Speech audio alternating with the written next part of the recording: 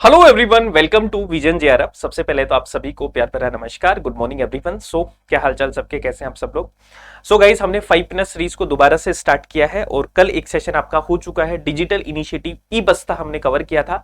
आज हमारा session number 2 है जिसमें हम नालंदा यूनिवर्सिटी को कवर करेंगे। एक क्विक रिविजन है जो नालंदा यूनिवर्सिटी को मैं आपको करवाने वाला हूँ 5 to 10 मिनट्स में। तो सेशन रहेगा आज का नालंदा विश्वविद्यालय, इसको डिटेल से आज कवर करते हैं। तो शुरू करते हैं सेशन को। सबसे पहले तो गाइज ये मेरा एक ब्रीफ इंट्रोडक्शन है ना। और अगर आपने टेलीग्राम चैनल ज्वाइन नहीं किया तो नेट जेआरएफ विद शिव मेरा टेलीग्राम चैनल है, इससे आप जुड़ सकते हैं जहां पे आपको रेगुलर बेसिस पे पीडीएफ नोट्स अवेलेबल होते हैं।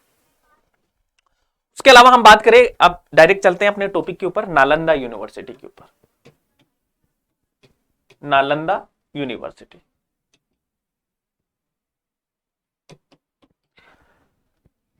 गाइज नालंदा यूनिवर्सिटी की जब बात आती है तो नालंदा यूनिवर्सिटी भारत की नहीं विश्व की भी one of the oldest residential university है दोस्तों। ओल्डेस्ट भी है और वर्ल्ड की सबसे पुरानी आवासीय विश्वविद्यालय है दोस्तों। और इसकी जो स्थापना है दोस्तों गुप्त काल में होती है।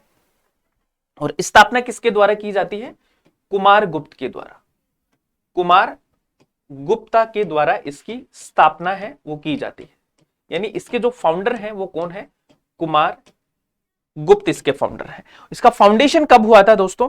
427 एडी में इसकी स्थापना की जाती है। किसके द्वारा की जाती है? कुमार गुप्त के द्वारा, जो कि गुप्त वंश के क्या थे? शासक थे। ठीक है, अब हम बात करें, ये जो यूनिवर्सिटी है दोस्तों, ये one of the best learning center हुआ करता था पूरे वर्ल्ड में। तो India was the center of higher learning as it is one of the oldest civilization in the world. और उसमें हमारी नालंदा यूनिवर्सिटी थी, वो एक प्रीमियर इंस्टीट्यूशन था दोस्तों। अगर हम बात करें ऑक्सफोर्ड यूनिवर्सिटी की, तो भारत की ये ऑक्सफोर्ड यूनिवर्सिटी हुआ करती थी। जैसे आजकल हम ऑक्सफोर्ड में जाते हैं पढ़ने के लिए, इसी प्रकार से प्राचीन भारत में जो नालंदा है वो ऑक्सफोर्ड यूनिवर्सिटी बोलते थे इसको। नालंदा के साथ साथ में जैसे तक्षशिला है, वो भी बहुत फेमस यूनिवर्सिटी रही है। ठीक है, तो नालंदा एंड तक्षशिला ये दो मोस्ट फेमस यूनिवर्सिटी है एंशिएंट इंडिया की, है ना। उसके बाद में हम बात करेंगे इस नालंदा यूनिवर्सिटी के बारे में। तो इसकी जो लोकेशन है, कहां पे लोकेटेड है? ये है आपका राजगिरी, बिहार में ये लोकेटेड है दोस्तों। तो बिहार प्रांत में राजगिरी के पास ये क्या है? स्थित है आपकी यूनिवर्सिटी। तो लोकेशन आपको पता होना चाहिए। और ये जो यूनिवर्सिटी है दोस्तों, ये एक बुद्धिस्ट लर्निंग सेंटर है आपका। क्या है? बौद्ध शिक्षा का केंद्र है, बुद्धिस्ट लर्निंग सेंटर है आपका। और बुद्धिस्ट लर्निंग सेंटर में भी मैं बात करूं तो महायान जो बुद्धिज्म है, महायान जो बुद्धिज्म की शाखा है, बौद्ध धर्म की जो शाखा है, उससे ये क्या है आपका? रिलेटेड है। ठीक है, इसका टाइम पीरियड मैंने बताया 427 से 1197 में आपका ये यूनिवर्सिटी फ्लरिश करता है। और 427 में इसकी स्थापना की जाती है, ये हमने ऑलरेडी डिस्कस किया है। और हम बात करें दोस्तों, तो ये यूनिवर्सिटी, जैसा कि मैंने बताया आपको, आज की जो कैम्ब्रिज ऑक्सफोर्ड यूनिवर्सिटी है, पेरिस, हार्वर्ड ये यूनिवर्सिटी है, उस ख्याति की ये यूनिवर्सिटी हुआ करती थी पहले के टाइम पे। तो एक इंटरनेशनल रेजिडेंशियल यूनिवर्सिटी थी, अंतरराष्ट्रीय विश्वविद्यालय था दोस्तों। ऐसा बताया जाता है कि एक टाइम पे यहां पे 1000 मॉन्क्स, है ना, 1000 स्टूडेंट हैं जो यहां पे पढ़ते थे।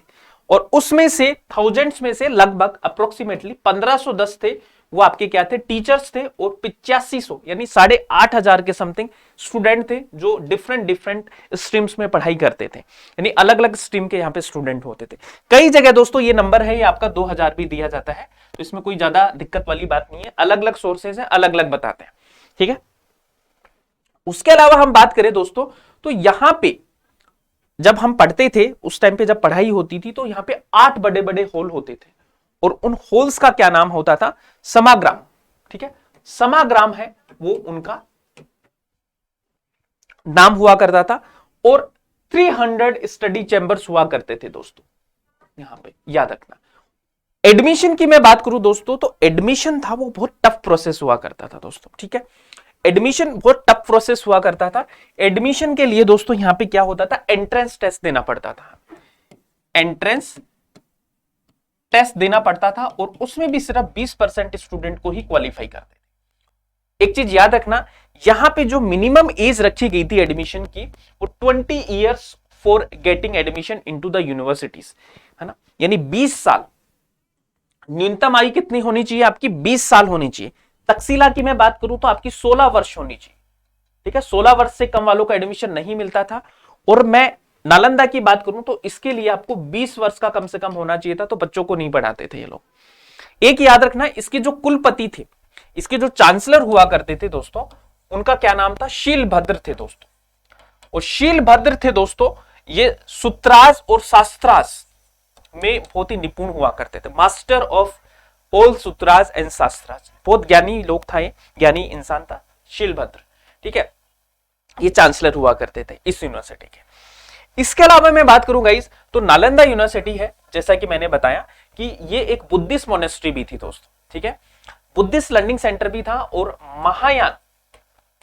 महायान बुद्धिज्म के लिए ये यूनिवर्सिटी है जो आपका फेमस था। उसके अलावा मैं बात करूंगा इस तो ये जो यूनिवर्सिटी है इसकी लाइब्रेरी बहुत फेमस थी, लाइब्रेरी बहुत ज्यादा फेमस थी।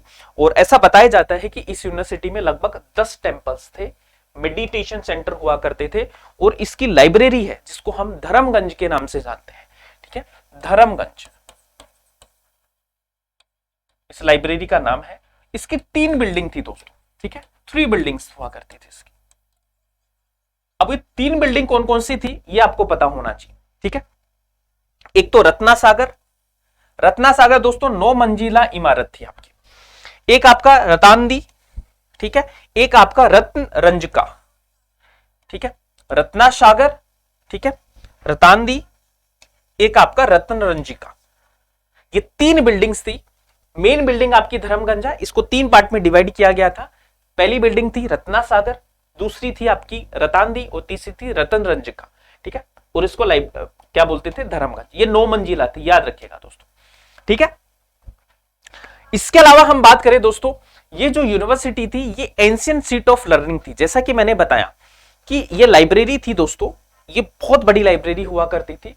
यहां पे सिर्फ रिलीजियस मैन्युस्क्रिप्ट ही नहीं मिलती थी, इसके अलावा आपको यहाँ पे लिटरेचर से रिलेटेड, एस्ट्रोलॉजी से related, philosophy, science, warfare, history, economics, है ना, geology, math, architecture, linguistic, astronomy, medicine, इन सब की पुस्तकें आपको यहां से मिलती थी दोस्तों।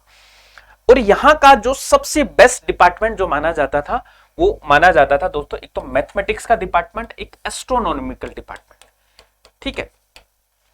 तो यहां पे एक तो खगोल वाला, एक गणितज्ञ, इन दोनों का डिपार्टमेंट बहुत ही शानदार डिपार्टमेंट। जैसे कई बार ऐसे नहीं बोलते कि भाई फलानी यूनिवर्सिटी में ये डिपार्टमेंट बहुत अच्छा है, तो ये यूनिवर्सिटी थी, यहाँ पे मैथमेटिक्स का डिपार्टमेंट है वो बहुत अच्छा था। अब एक चीज आपको इंटरेस्टिंग बताता हूं, आर्यभट्ट का नाम आपने सुना होगा, ठीक है, आर्यभट्ट भी दोस्तों इस यूनिवर्सिटी से क्या रहे हैं? एसोसिएटेड रहे, क्योंकि वो भी गुप्त काल के हुए हैं, और ये यूनिवर्सिटी है वो भी गुप्त काल की रही है ना। तो ये मैथमेटिकल डिपार्टमेंट इनका बहुत अच्छा था। इसके अलावा दोस्तों जैसा कि डिपार्टमेंट अच्छा था, यूनिवर्सिटी इतनी बहुत फेमस थी, तो बाहर से भी लोग पढ़ने के लिए आते थे। तो एक बहुत ही फेमस चीनी यात्री है जो नालंदा में पढ़ने के लिए आया था, और उस यात्री का नाम है दोस्तों हेनसांग, ठीक है, फेनसांग पढ़ने आया था यहाँ पे, और वो आया था 7वीं सेंचुरी में। कब आया था? 7वीं शताब्दी में यहाँ पे पढ़ने के लिए आया था, और काफी टाइम तक यहाँ रुका। उसने बहुत सारी चीजें हैं जो हमें बताई, जिसमें से एक आपका एंट्रेंस टेस्ट वाली बात, ठीक है, 7वीं सेंचुरी में आया था ये।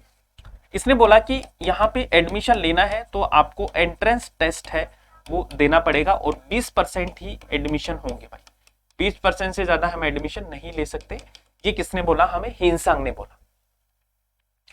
इसके अलावा हम बात करें हेनसांग के अलावा यहाँ पे और भी बहुत सारे स्कॉलर्स हैं जिन्होंने पढ़ाई की थी, और स्कॉलर्स के नाम मैं आपको बता देता हूँ। एक तो हर्षवर्धन, है ना, हर्षवर्धन यहाँ के राजा, भारत के एक बहुत फेमस राजा हुए हैं, जिनके दरबार में हेनसांग आया था, उनके दरबार में रुका था वो।